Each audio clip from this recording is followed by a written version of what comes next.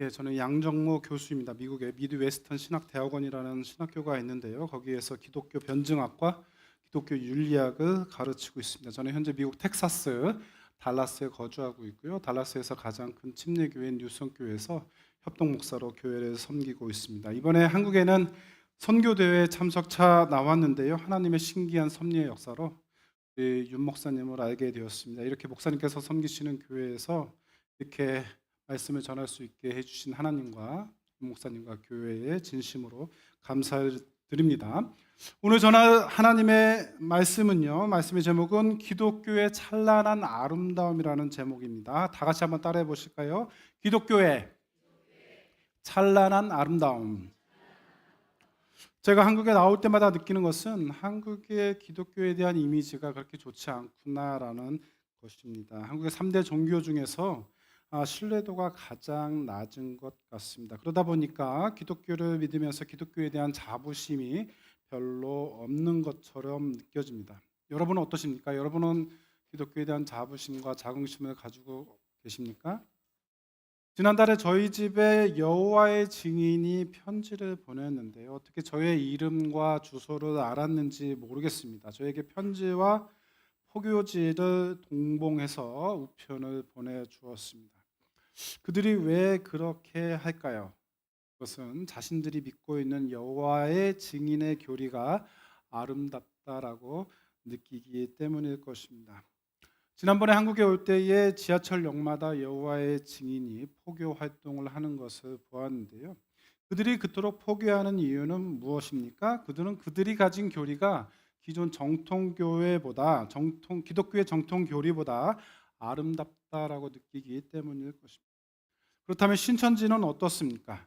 신천지 교인의 출입을 금합니다라는 스티커를 붙여놓은 교회들이 있죠. 그래서 사람들이 의심하지 않고 교회를 출석하게 됩니다. 알고 보니까 그 교회가 신천지 교회였던 그런 경우가 있었다고 합니다. 왜 그렇게 그들은 거짓말을 해가면서 포교 활동을 할까요? 그것은 모략의 교리가 합리적이고 아름답다라고 느껴지기 때문일 것입니다. 그리고 그들이 생각하는 신천지의 교리가 기독교의 정통 교리보다 아름답다고 생각하기 때문일 것입니다. 그렇다면 여러분은 기독교의 교리가 아름답다고 느껴진 적이 있으십니까?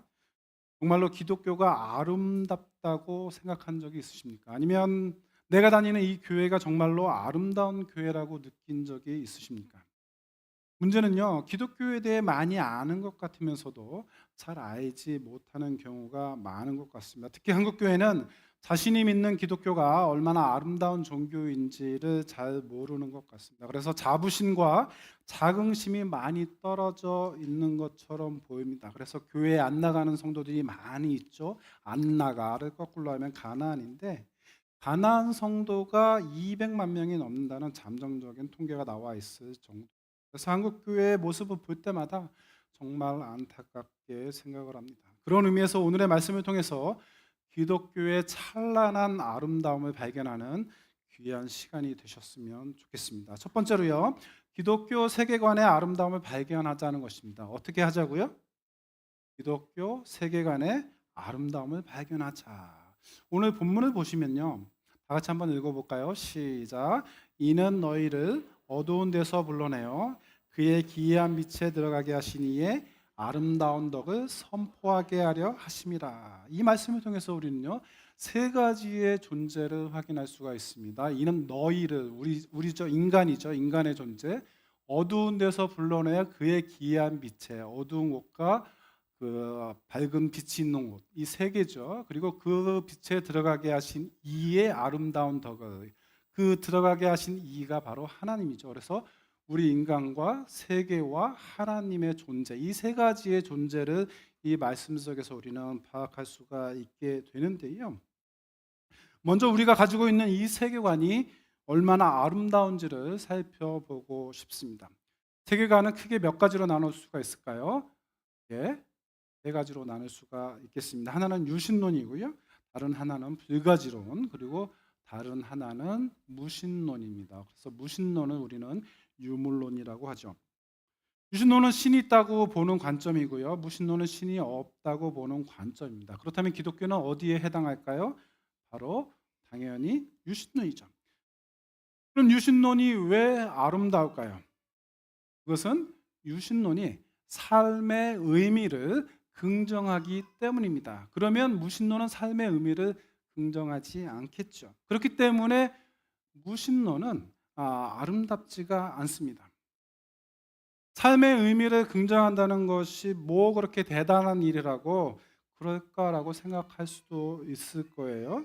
하지만 삶의 의미를 부정하면은요, 허무주의로 빠질 수밖에 없습니다. 그런 구조적인 모순에 봉착할 수밖에 없게 된다라는 것이죠. 그래서 우리는 비교를 해보면 그것을 확실하게 알 수가 있는데요. 예를 들어서 무신론의 대표적인 종교가 무엇일까요? 바로 불교입니다. 그렇다면 불교는 왜 허무주의로 빠질 수밖에 없을까요? 그것은 그들의 세계관이 신을 인정하지 않기 때문입니다.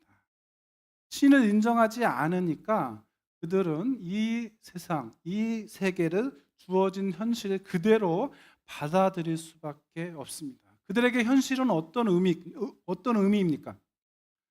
그들은 우리가 살고 있는 이 세상이 생로병사가 끊임없이 지속되는 그런 삶이라고 생각을 합니다. 즉 고해와 같은 세상이다라고 이렇게 이야기를 합니다. 그래서 이러한 세상에서 탐욕을 버리지 못하니까 어떻게 됩니까? 불행해진다라고 이렇게 말을 하죠. 그래서 탐욕을 버려야 한다라는 거 이야기를 합니다. 그래서 자꾸만 비워야 한다는 것이죠. 그래서 불교에서는 공을 추구합니다. 조금 복잡한 말로는 재행무상을 추구합니다. 재행무상이 무엇일까요? 재행은 모든 행동이라는 뜻이죠. 무상은 무상하다. 그래서 모든 행동이 다 무상하다. 쉽게 말하자면 모든 것은 덧없다라고 생각을 합니다. 예를 들어서 우리가 살고 있는 세계는 변하기 마련입니다. 모든 것은 변하기 마련인데 애착을 갖게 되면 고통스러워진다는 것입니다. 자녀가 자라서 성인이 되죠. 변화합니다. 그런데 그 자녀에게 애착을 갖게 되면, 집착하게 되면 불행해진다, 고통이 찾아온다라고 이렇게 이야기를 합니다. 권력이나 명예도 있다가 사라지게 되는데 그 권력에, 그 명예에 집착을 하게 되면 자신이 불행해진다는 것입니다. 그래서 모든 것이 헛되다라는 것이죠. 그래서 그들이 내린 결론이 무엇입니까? 이런 고통스러운 세상에서 해탈해야 된다. 그래서 해탈해서 극락에 가야 된다라고 그렇게 주장을 하죠. 이렇게 극락에 간다는 것은 어떤 의미입니까? 바로 이 고통스러운 이 세상을 벗어나야 된다. 이 윤회로부터 빠져나와야 된다라고 이렇게 이야기를 합니다. 그럼 이 윤회로부터 빠져나오기 위해서는 무엇을 해야 됩니까? 깨달음을 얻어야 되죠. 그럼 깨달음을 얻기 위해서는 어떻게 합니까? 속세를 떠나죠. 그리고 출가를 해서 고행을 해야 합니다. 그러니까 불교에서 바라보는 이 현실은 고통 그 자체인 것 같습니다.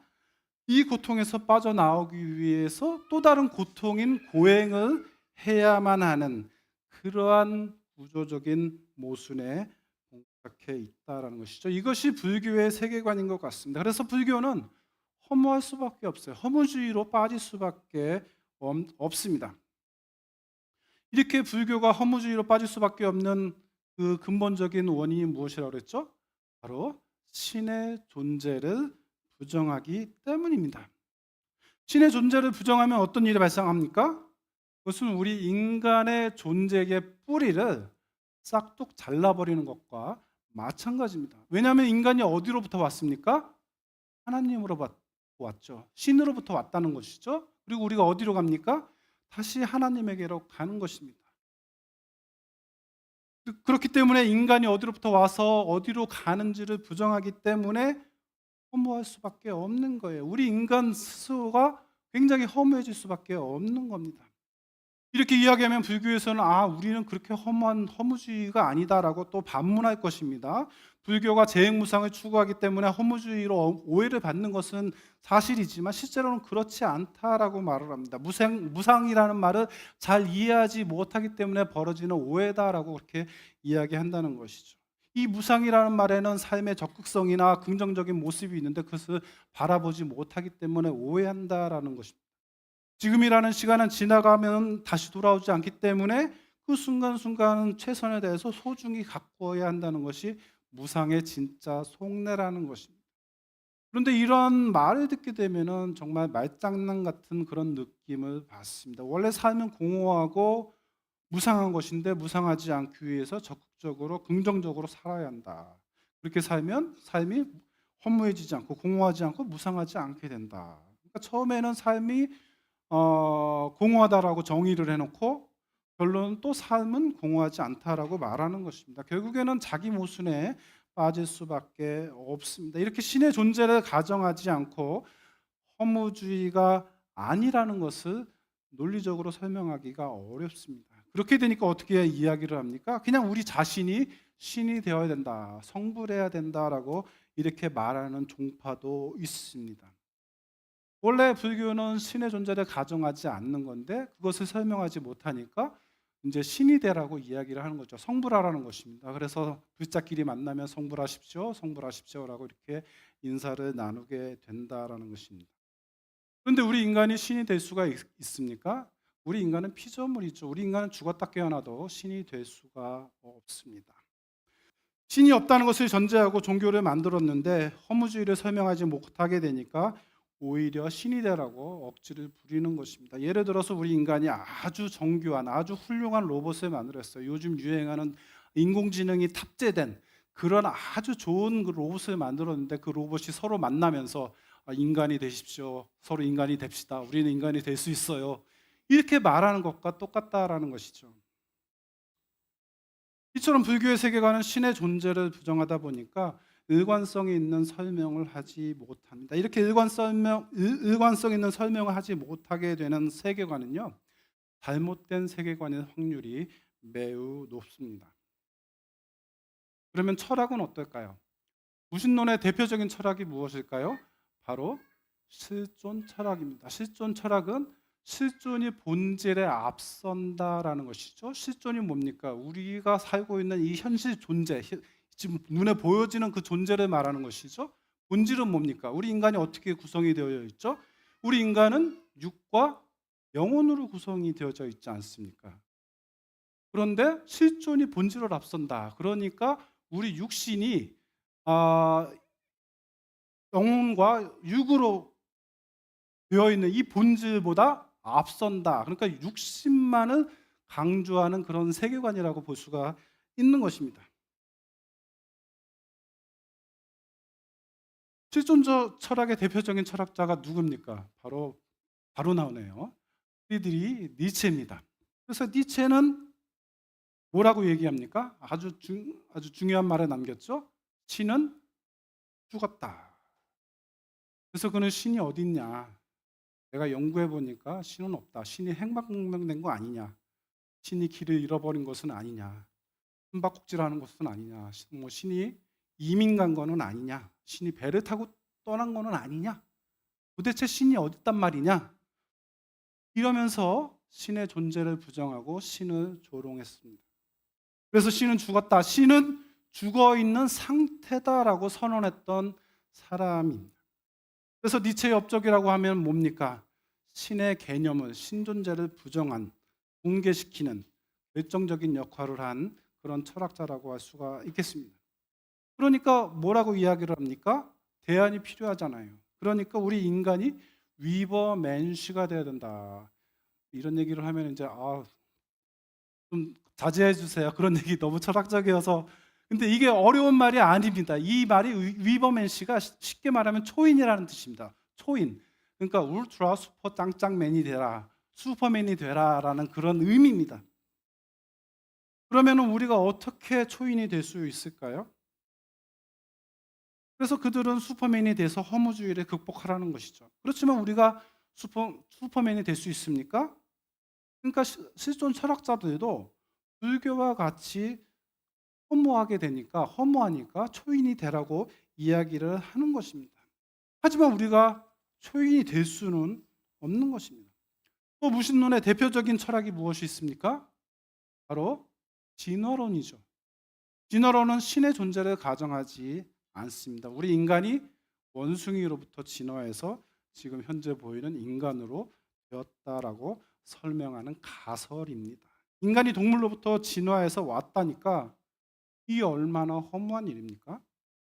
이처럼 신의 존재를 부정하게 되면은 이 세계에서 벌어지는 이 현상에 대해서 대답을 할 수가 없습니다. 대답하더라도 일관성 있는 대답을 할 수가 없습니다. 그런 세계관에서는 우리 인간이 가지고 있는 이 궁극적인 질문에 대해서 대답해 줄 수가 없어요. 예를 들어서 우리가 살고 있는 이 세계가 어떻게 만들어졌는지 설명할 수가 없어요. 우리 인간이 어떻게 존재하게 되었는지, 왜 이 세상이 고통스러운 세상이 되었는지, 이러한 질문에 대답을 하지 못한다라는 것이죠.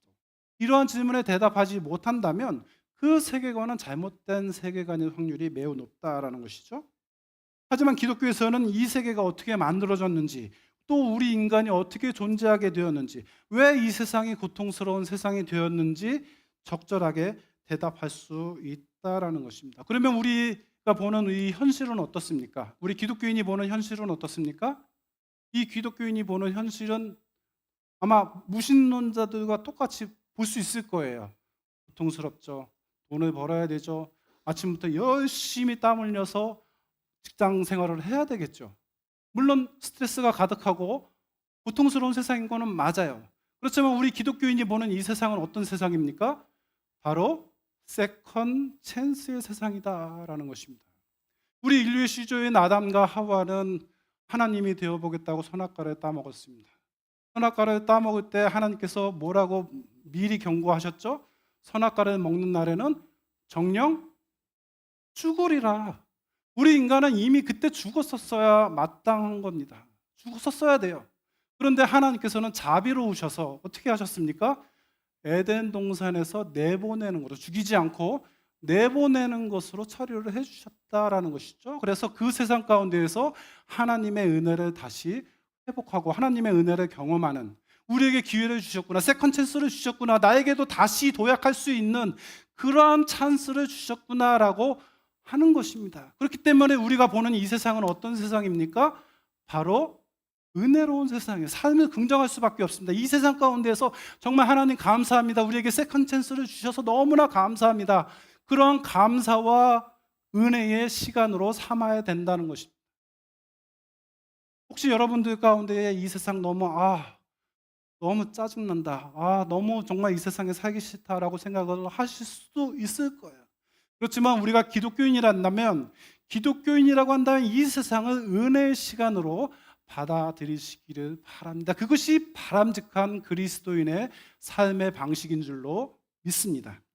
그렇기 때문에 기독교의 세계관이 아름다운 세계관인 거예요. 우리가 똑같은 현실을 바라보죠. 현상은 똑같아요. 그렇지만 그것을 받아들일 때 우리는 어떻게 받아들입니까? 은혜의 시간, 하나님께서 우리와 화목할 수 있는 그런 시간을, 기회를 허락해 주신 것이기 때문에 이것이야말로 얼마나 아름다운 세계관입니까? 두 번째가요, 하나님의 아름다움을 발견하자는 것입니다. 어떻게 하자고요? 하나님의 아름다움을 발견하자. 오늘 본문을 다시 보시면요, 이는 너희를 어두운 데서 불러내어 그의 기이한 빛에 들어가게 하신 자의 아름다운 덕을 선전하라라고 말씀을 합니다. 여기 어둠 가운데 있는 우리를 누가 불러내셨습니까? 그리고 그의 기이한 빛에 어떻게 들어가게 하신 분이 누구십니까? 그분이 바로 우리가 믿는 하나님이다라는 것이죠. 그분이 아름다운 분이 맞으십니까? 예, 그분은 정말로 아름다운 분이 맞습니다. 시편 34편 8절에 보니까요, 너희는 여호와의 선하심을 맛보아 알지어다라고 노래하고 있어요. 시편 기자는 그 선하심을 이미 경험했다라는 것입니다. 그렇다면 제가 왜 이 질문을 할까요? 그것은 우리가 믿는 하나님이 머리로는 정말로 아름다운 분인지는 알지만 이 경험적으로 실제 현실 가운데서 아름답고 선한 분인지를 확신하지 못하는 그런 사람들이 있기 때문입니다. 하나님이 아름답고 선한 분인지를 어떻게 알 수 있을까요? 오늘 본문 말씀을 다시 보시면 어두운 가운데서 불러내서 그의 기이한 빛에 들어가게 하셨다. 이 어두운 가운데에서 불러내서 그의 기이한 빛에 들어가게 하셨다라는 것을 우리는 무슨 교리라고 합니까? 우리는 이 교리를 섭자로 시작하는 두 글자입니다. 뭘까요? 섭리의 교리다. 여러분은 섭리의 교리를 믿습니까? 정말 이 교리가 아름다운 교리가 맞습니까? 그렇다면 섭리의 교리는 다른 종교에서 발견할 수 있을까요? 제가 알고 있는 한 섭리의 교리는 다른 종교에서는 발견할 수 없는 것 같습니다. 그래서 섭리의 교리는 기독교에서만 발견되는 아름다운 교리인데 그래서 저는 이 교리를 보석과 같은 교리다라고 저는 생각을 합니다. 그럼 섭리의 교리가 뭘까요? 섭리의 교리는 하나님께서 우리 인간의 생사화복을 주관하신다라는 것이죠. 이것이 왜 그렇게 아름다운 교리가 될까요? 그것은 그렇지 않은 경우를 놓고 비교해 보면 알 수가 있겠죠. 세계관은 크게 두 가지의 세계관으로 나눌 수가 있습니다. 하나는 열린 시스템의 세계관, 그러면 다른 하나는 당연히 닫힌 시스템의 세계관이 되겠죠. 열린 시스템은 말 그대로 하나님께서 우리 인간의 역사에 개입할 수 있는, 열려있기 때문에 하나님의 신비로운 섭리의 손길을 뻗쳐서 우리 인간의 생사화복을 주관하실 수 있는, 개입하실 수 있는 그러한 시스템입니다. 그럼 닫혀있는 시스템, 닫힌 시스템은 어떤 세계관입니까? 아무리 신이 관여하고 싶어도, 개입하고 싶어도 닫혀있기 때문에 개입하지 않는 그런 시스템을 말합니다. 그렇다면 기독교와 유사한 종교가 있죠. 이슬람교죠. 이슬람교는 무슨 시스템일까요? 당연히 닫힌 시스템이겠죠. 닫힌 시스템이 아닌데 제가 이렇게 질문할 일은 없지 않겠습니까? 이것이 무슨 차이를 만들어낼까요? 예를 들어서 우리가 기도하는 이유가 무엇입니까? 기도하는 이유는 뭔가 이루고 싶은 게 있기 때문에 기도를 하는 거죠. 무엇인가 부족하기 때문에 기도를 하는 것입니다. 열린 시스템에서는 어떻습니까? 신이 우리 인간의 기도를 들으시고 개입을 하신다라는 그런 시스템이죠. 이렇게 기도를 들으시고 응답해 주신다는 것은 우리 인생에 있어서 매우 매우 중요한 일입니다. 왜냐하면 우리가 우리 인생을 자신이 원하는 방향으로 변화시킬 수 있다는 것을 의미하기 때문입니다. 하지만 닫힌 시스템에서는 어떻습니까? 내가 아무리 기도를 해도 신이 그 인간의 기도에 관심이 없어요. 기도를 들어주지를 않아요. 그러면 그런 시스템에서는 어떻습니까? 내가 기도한다고 해서 무엇인가 바뀌는 게 없어요. 그냥 그러면 운명에 따라 사는 것과 같습니다. 신이 전혀 개입하지 않기 때문에 그렇습니다. 그래서 단지 기도하는 의미가 뭡니까? 신이 원하는 것을 빨리 해달라라고 이렇게 이야기를 하는 것입니다. 그래서 이슬람교에서는 뭐라고 인사하죠? 뭐라고 인사합니까? 세 글자, 인자로 시작하는 세 글자, 인샬라라고 인사를 하는 겁니다. 이 뜻이 뭡니까? 인시알라. 그러니까 신의 뜻대로, 알라의 뜻대로라는, 알라의 뜻대로 되게 하옵소서라는 그런 뜻입니다. 그러니까 신의 뜻대로 해달라는 것이죠. 내 뜻이 아니라 알라의 뜻대로 되는 것이 그들에게는 어찌 보면 최선입니다. 이것이 무엇을 의미합니까? 그것은 내가 내 운명을 개척할 수 없다라는 것을 말하는 거죠. 내 운명을 변화시킬 수 없다라는 것입니다. 이렇게 운명을 개척하거나 변화시킬 수 없게 되면 어떻게 됩니까? 그냥 주어진 현실을 그대로 그냥 살 수밖에 없는 거죠. 운명론적인 삶을 살 수밖에 없다는 것입니다. 그게 얼마나 비참합니까? 우리가 원하는 것을 얻지 못한다는 것입니다. 삶에 개선되어야 될 부분들이 얼마나 많이 있습니까? 그런데 개선되지 않은 채로 살아야 된다는 것을 의미하기 때문입니다. 그런 의미에서 우리는 이사야를 소환해야 될 것 같습니다. 이사야는요, 기원전 745년에서 695년까지 50년 동안 활동했던 선지자입니다. 그런데 이사야 시대에 히스기야라는 왕이 있었어요. 그런데 히스기야 왕이 죽을 병에 걸렸죠. 그러니까 이사야 선지자가 히스기야 왕을 찾아갑니다. 그리고 예언을 합니다. 너는 오래 살지 못하고 곧 죽을 것이다. 이 이야기를 들은 히스기야 왕은 얼마나 낙담했을까요? 히스기야 왕은 이사야의 예언에 의하면 이제 곧 죽을 운명이었어요. 그런데 히스기야 왕이 낙심하지 않고 뭐를 했죠? 기도했어요. 아주 통곡하면서 눈물을 흘리면서 기도를 했어요. 하나님께서는 그 기도를 들으셨다라고 성경은 이야기하고 그 눈물을 보셨다라고 이렇게 설명을 하고 있습니다. 그 결과 어떻게 됐습니까? 히스기야 왕은 무려 10몇 년이요? 15년. 역시 짱입니다. 15년이라는 시간을 연장받을 수 있게 된 것입니다. 그러니까 히스기야 왕이 그거를 잘 못 믿겠는 거예요. 어떻게 15년이라는 그 시간을 더 연장해 주시겠다고 하니까 잘 못 믿겠습니다. 저에게 증표를 주십시오. 증표를 주시면 제가 믿겠습니다. 그랬더니 하나님께서 개입하셨죠. 그러니까 하나님께서 뭐라고 말씀하십니까? 그래, 내가 증표를 줄게. 그래서 아하스 왕의 일령표가 있죠. 일령표의 그림자를, 해 그림자를 몇 도 물러가게 하셨습니까? 10도 물러가게 하셨다라는 것입니다. 이처럼 히스기야 왕이 기도를 하니까 그의 인생이 바뀌게 된 것입니다. 우리가 믿는 하나님은 이처럼 인생을 바꾸어 주시는 분인 줄로 믿으시기를 바랍니다. 망할 인생에서 성공할 인생으로 바꾸어 주시는 분이 바로 우리가 믿는 하나님입니다. 부정적인 인생에서 긍정적인 인생으로 바꾸어 주시는 분이 우리가 믿는 하나님이라는 겁니다. 우울증에 걸려서 낙심할 수밖에 없는 인생에서 정말로 행복하고 감사와 은혜가 넘치는 즐거운 인생으로 바꾸어 주실 수 있는 분이 바로 우리가 믿는 기독교의 하나님이라는 것입니다. 이 얼마나 아름다운 하나님이십니까? 세 번째로요, 복음의 아름다움을 발견하자는 것입니다. 오늘 본문을 다시 한번 보실까요? 오늘 본문 처음에 보시면 다 같이 한번 읽어보도록 하겠습니다. 시작. 오직 너희는 택하신 족속이요 왕 같은 제사장들이요 거룩한 나라요 그의 소유된 백성이니. 이 말씀을 보면 우리는 기독교가 우리 인간의 존재를 어떻게 생각하고 있는지를 잘 보여줍니다. 첫째가 택하신 족속이요, 제너레이션이라는 뜻이죠. 둘째가 왕 같은 제사장들이요, 프리스트죠. 셋째가 거룩한 나라, 네이션이라는 것이죠. 넷째가 그의 소유가 된 백성, 피플이라는 것입니다. 이것만으로도 기독교가 얼마나 아름다운 종교인지를 알 수 있습니다. 사도 베드로는 이 편지를 누구에게 썼을까요? 베드로서 처음에 보시게 되면은 예수 그리스도의 사도 베드로는 본도, 갈라디아, 갑바도기아, 아시아와 비두니아에 흩어진 나그네들에게 편지한다라고 이렇게 말씀을 하고 있습니다. 초대교회 교인들은 여러분이 잘 아시는 대로 박해를 피해서 사방으로 흩어져 살고 있었습니다. 디아스포라의 삶을 강제적으로 살게 된 것인데요.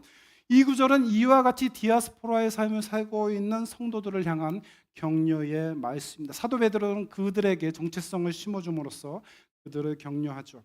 그것은 그들의 가지고 있는 경제적인 상황이나 신분적인 상황이 그리 좋은 상황은 아니었기 때문입니다. 여기서 우리의 네 가지 정체성을 확인할 수가 있는데요. 택하신 족속과 왕 같은 제사장들, 거룩한 나라, 그리고 그의 소유된 백성입니다.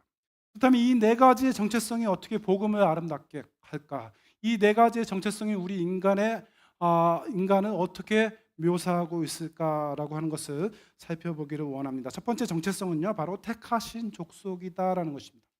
말씀드린 본도, 갈라디아, 갑바도기아, 아시아 비두니아 지방은 현재의 터키, 튀르키에 해당합니다. 어찌 보면 사람들에게 버림을 받고 고향 땅을 떠나서 흩어져 살고 있었던 것이, 흩어져 나그네 된 삶을 살고 있었던 것이 현재 그들의 정체성입니다. 그런데 그들이 하나님의 택하신 족속이라는 것입니다. 사실 우리 인간의 상태는요, 전적으로 타락한 상태죠. 우리 인간은 하나님을 무시하고 자신이 하나님이 되겠다고 선언했던 그러한 존재입니다. 그렇기 때문에 우리 인간은 타락을 했고 하나님과의 관계가 멀어졌죠. 그래서 우리는 죽을 수밖에 없는 운명에 처하게 되었습니다.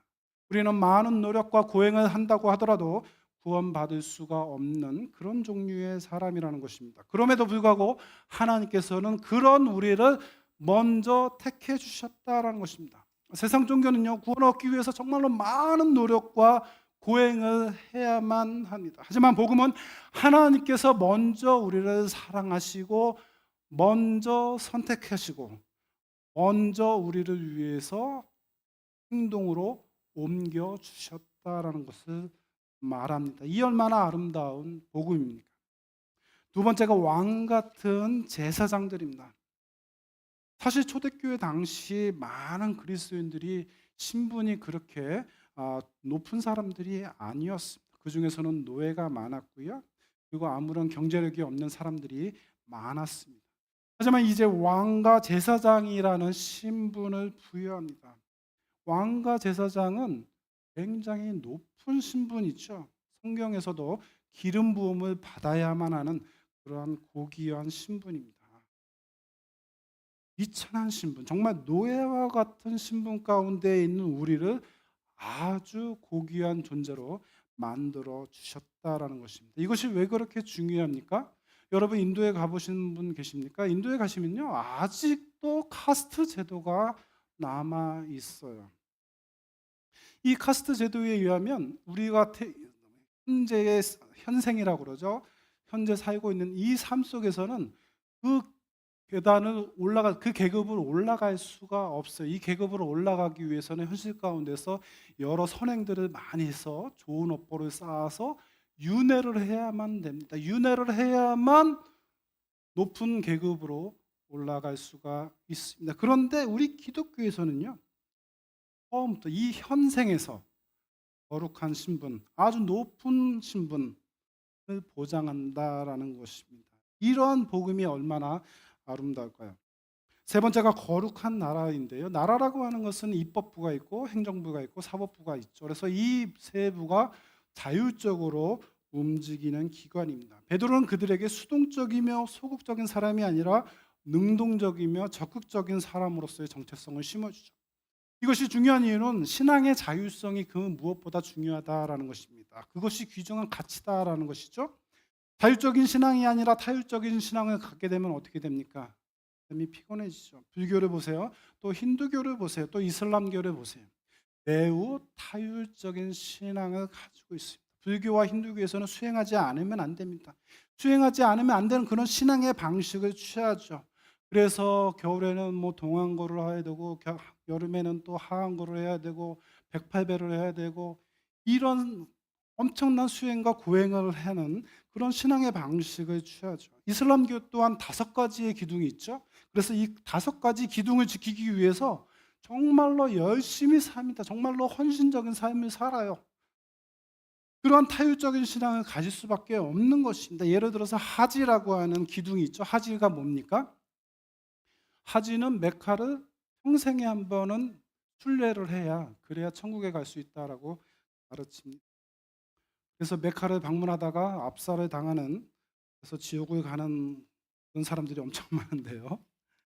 이슬람교에서는 이런 타율적인 신앙의 방식이 너무나 많다라는 것입니다. 그런 의미에서 복음은 정말로 아름다운 것이구나라는 것을 저는 깨닫게 되었습니다. 네 번째가 그의 소유된 백성이다라는 것입니다.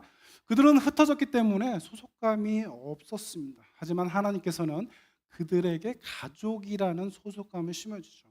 소속감이 없는 사람들이 너무나 많죠. 나는 어디에 소속되어 있는 거야? 내가 정말로 왜 이 신분이 이렇게 불안정할까? 하지만 기독교는요, 이 가족이라는 개념, 그래서 입양이라는 개념을 사용을 합니다.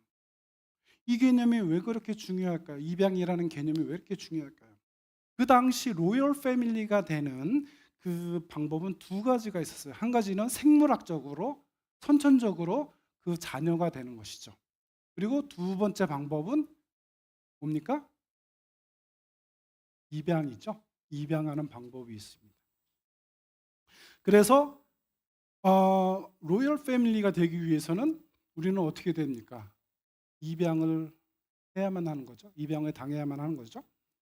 그래서 기독교만큼 가족을 중요시하는 그런 종교는 없는 것 같습니다. 성찰을 추구하는 불교나 힌두교에서는 가족의 개념이 그렇게 중요하지 않습니다. 가족이 어떻게 구성이 되었는가라고 했을 때 알 수 없는 인연으로 가족이 되었다라고 가르치죠. 그리고 깨달음을 위해서는 어떻게 해야 됩니까? 속세를 떠나야죠. 속세를 떠난다는 것은 무엇을 의미합니까? 바로 가족을 떠나야 된다라는 것을 의미하죠. 깨달음을 추구하는 종교에서는 가족이 그렇게 큰 의미를 가지는 것은 아닙니다. 그런데 기독교는 가족을 중요시하죠. 하나님께서 만드신 2기관이 있죠. 뭡니까? 직접 만드신 2기관, 가족과 교회입니다. 하나님께서는 죄 많은 우리를 가족으로 입양을 시켰다. 아름답다라는 것이죠. 이것이 왜 이렇게 중요합니까? 그것은 로열 패밀리가 되는 두 번째 방법에 해당한다라고 할 수가 있기 때문입니다. 저는 이것이 복음의 아름다움의 결정체다라고 그렇게 생각을 합니다. 저는 어렸을 때 복음이 그토록 아름다운지를 몰랐어요. 저희 아버님은 43년 정도 목회를 하신 목사입니다.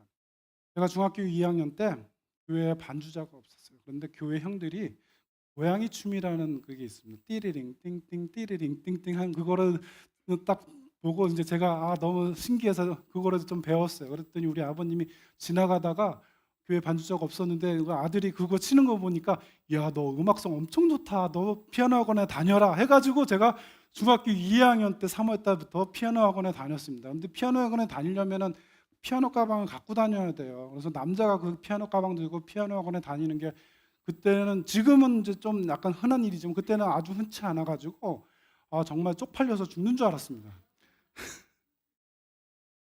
그런데 제가 이제 그 한 4개월 만에 바이엘을 뛴 거예요. 조금 음악성은 조금 있었던 것 같아요, 제가. 4개월 만에 바이엘을 뛰니까 아버님이 이제 선생님이 그러잖아요. 바이엘을 뛰었다고 아주 굉장히 잘 친다고.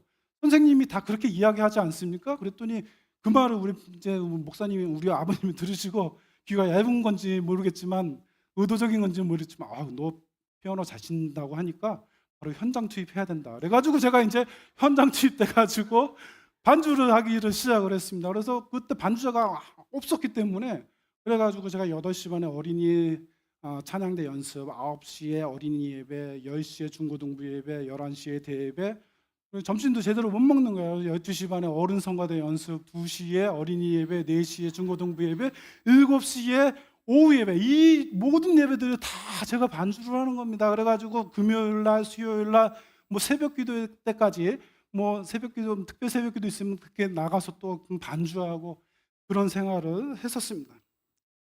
그래가지고 그 생활을 군대 가기 전까지 제가 했다는 거 아닙니까? 제가 고3 때 죽는 줄 알았어요. 이렇게 나를 너무 힘들게 할까? 뭐 복음이 그렇게 아름다운 것도 아닌 것 같은데 왜 나를 이렇게 힘들게 할까? 그래서 제가 이제 군대를 가게 되니까 이제 반주 너무 이제 제가 주일날 고3 때 너무 힘들었었거든요. 다른 친구들은 막 주일에 막 그 쉬기도 하고 낮잠도 자고 영화도 보러 가고 뭐 이렇게 또 뭐 등산도 가고 뭐 공부도 하고 뭐 자기 충전들을 많이 하는데 오히려 저는 막 주일에 막 더 피곤해가지고 월요일 날 가면 막 죽으려고 하는 거예요. 그래가지고 군대를 갔더니 이제 이제 반주의 여기로부터 이제 벗어나는 거니까 좋다, 너무 좋다. 막 그런 생각을 가졌었는데 그 군대를 가니까 사단교회 반주병이 없다는 거예요. 그래가지고 저보고 이제 반주를 하라고 그래가 너 차출할 테니까 너 사단교회 보직 줄 테니까 해라 그래가지고 어쩔 수 없이 또 반주를 했죠. 그리고 제대하고 났더니 교회도 반주자가 계속 이제 조금 있었지만 그래도 계속 반주를 했었고 그러다가 제가 일본으로 갔거든요. 일본 이제 직장 생활을 하다가 이제 일본으로 가면서 이제 더 이상 반주하는 일은 없겠지라고 생각을 하고 일본 교회가 이제 가게 됐는데 일본 교회 얼마나 열악합니까? 성도 수도 많이 없는데 반주도 없어요. 그러니까 노래가 너무 힘든 거예요. 근데 이제 제가 마음속에 어떻게 할 수가 없네요. 그래서 또 반주를 하게 됐죠. 그리고 일본에 있다가 미국에 가가지고 또 교회를 갔는데 찬양단에 또 반주자가 없는 겁니다. 그래서 또 반주를 하게 되고 그리고 제가 또 그 이제 목회 이제 전도사 생활하면서 또 반주하고 그리고 목회를 하는데 반주자가 없는 거예요. 개척교회 같이 한 10명 몇 명 있는 그런 교회를 또 담당하게 돼서 제가 또 반주하면서 또 이렇게 찬양 인도하고 성가대 또 하고 하여튼 그런 생활들을 많이 했었습니다. 그래서 사람들은 저보고 야, 너 정말 예수 달란트 받았으니까 너무 좋겠다. 그래서 무슨 달란트 그래서 이제 그렇게 생각하는 거 이게 노동이지 이게 무슨 달란트인가 뭐 이런 생각을 많이 했었던 것 같습니다. 그래서 정말 남들 평생 드릴 예배를 저는 진짜 그 중고등부 시절 동안에 다 드렸던 그런 느낌이었던 것 같습니다. 그래서 이제 예배를 드려도 그렇게 감격이나 감동을 느낀 적은 별로 없고 정말 복음이 그렇게 아름다웠는가라고 하는 것은 전혀 생각하지도 않았었습니다. 그런데 제가 이제 시간이 지나고 신학을 공부를 하게 되고 또 연구를 해보니까 정말 기독교의 세계관이 아름답구나. 기독교의 하나님이 정말로 아름답구나. 이 복음이라고 하는 이 자체가 정말로 찬란한 아름다움을 가지고 있구나라는 것을 제가 깨닫게 되었습니다. 제가 책을 쓰면서 너무나도 이 기독교가 아름답다라는 것을 깨닫게 되었습니다. 여러분들도 이러한 아름다움을 깨닫게 되시기를 주님의 이름으로 축복을 합니다. 기독교에 대해서 자부심과 자긍심을 가지시기를 바랍니다. 매 주일이 똑같은 주일인 것 같지만 하나님께서는 여러분의 예배를 기뻐 받고 계십니다. 여러분의 봉사와 섬김이 한국 교회를 튼튼하게 하고 계신다는 사실들을 아시기를 바랍니다. 이제 말씀을 맺겠습니다. 요즘 터키에 여행 가시는 분들이 점점 많아지고 있는데요. 터키에 가시게 되면 성경에서 갑바도기아라고 되어 있는 카파도키아라고 하는 곳을 가시게 됩니다. 거기에 데린구유라고 하는 지하 동굴이 있습니다. 지금도 어두운데요. 조명을 설치해 있어도 어두운데 그 당시에는 전기가 없었기 때문에 얼마나 어둡고 음습하고 암울했을까요? 하지만 그들은 그 어두컴컴한 지하 동굴에서 촛불 하나 켜놓고 예배를 드리고 찬양을 드렸다라는 것입니다. 잡히면 끌려가 죽을 수도 있었던 그들은 그들의 신앙을 자랑스럽게 생각하고 그들의 신앙을 자녀에게 전수를 했습니다. 그렇게 전수를 했기 때문에 우리가 복음을 들게 된 것이라고 생각을 합니다. 그들이 그렇게 할 수 있었던 원동력은 바로 내가 믿는 신앙이 얼마나 아름다운가 그것을 깨달았다라고 생각을 합니다. 그것을 깨닫게 되니까 그들은 그 어두운 동굴 안에서도 희망을 잃지 않고 찬양을 하고 삶을 긍정하고 순교까지 할 수 있게, 지금은 영적으로 정말로 혼미한 세상입니다. 여호와의 증인이나 신천지와 같은 이단들이 우는 사자와 같이 달려들고 있습니다. 그리고 교회에 안 나가는 가난한 성도들이 점점 더 늘어만 가고 있습니다. 그리고 동성애와 같은 트랜스젠더와 같은 정말 기독교를 힘들게 하는 차별금지법과 같은 기독교를 힘들게 하는 도전들이 너무나도 많이 존재하고 있습니다. 이러한 시기에 기독교의 세계관, 기독교의 하나님, 기독교의 복음이 정말로 아름답다라는 것을 깨닫는 저와 여러분이 되셨으면 좋겠습니다. 그래서 기독교의 세계관, 하나님 그리고 복음에 대한 자부심과 자긍심을 갖는 저와 여러분이 되시기를 주님의 이름으로 축원해 드립니다. 기도하시겠습니다. 사랑해 주님, 오늘 베드로전서 2장 9절의 말씀을 묵상하게 하시니 감사를 드립니다. 오늘의 말씀을 통해서 기독교의 세계관과 복음이 얼마나 아름다운지를 깨닫게 하시니 감사를 드립니다. 오늘 한국교회는 매우 힘든 시기를 보내고 있습니다.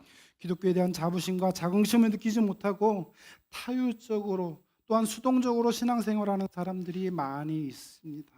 이러한 때에 우리 기독교가 가지고 있는 찬란한 아름다움을 발견하게 도와주시고 기독교에 대해 자부심과 자긍심을 갖는 저희들이 되게 하여 주시옵소서. 정말 자격 없는 저희를 어두운 가운데서 불러내서 주님의 백성으로 삼아주시고 또 왕같은 제사장으로 삼아주시니 감사를 드립니다. 우리의 삶을 통해서 만왕의 왕 되시고 만주의 주 되신 하나님을 찬양하고 그 아름다운 덕을 선전하는 저희가 되게 하여 주시옵소서. 특별히 이 성산 침례교회를 주님께서 기억하여 주시기를 원합니다. 이 교회를 통해서 하나님의 영광과 아름다움이 나타나고 우리 주님께 최고의 영광을 올려드리는 주님의 백성들, 주님의 제자들이 다 되게 하여 주시옵소서. 날마다 기도로 흘리는 눈물과 봉사와 섬김으로 흘리는 땀을 주님 기뻐 받아주시고 모든 성도들이 그리스도의 십자가만 자랑하는 주님의 사랑하는 백성들이 다 되게 하여 주시옵소서.